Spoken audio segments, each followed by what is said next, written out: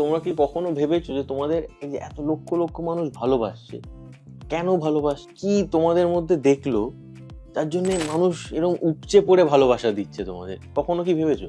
হয়তো ওই সিম্পলিসিটির জন্য, মানে হয়তো বেশিরভাগ লোকরাই বলে আপনার মা যেটা আমাদের ঘরের লোকের মতোই লাগে, সেটা আমাদের ঘরে যেরকম হয় ওই প্রেজেন্টেশনটাই লাগে। তো আমরা ওই জন্য বেশিরভাগ কানেক্ট করতে পারি। যেসব ছেলেরা দূরে থাকে, মা বাবাকে ছেড়ে থাকে, জিনিসটা কানেক্ট করতে পারে যে আমার মা মা ফিল হয় আমাদের, ওই জন্যই হয়তো মানুষরা বেশি ভালোবাসে। মানে যে মা ছেলের যে এত ভালোবাসা, এটা খুব ভালো লাগে। এই যে ইউটিউব বলো, ইনস্টাগ্রাম বলো, সবকিছুতেই একটা বয়সের বাধা ধরা আছে, কিন্তু তোমাদেরটা কোনো বয়সেই সীমিত নয়।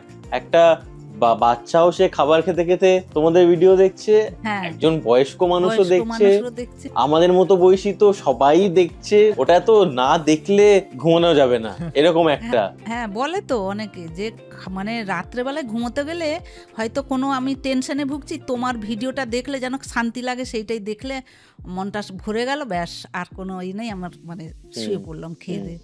আজকেই কথা হচ্ছিল যেটা বললাম যে আমার হাজব্যান্ড ওয়াইফ রোজ ডিনার করার পরে আমরা দুজন দেখলাম, স্ক্রল করতে থাকলাম, দেখতে থাকলাম, ভালো লাগলো, তারপর আবার শুয়ে পড়লাম, বা অন্য পরের দিন আমরা রান্না কিছু ট্রাই করলাম।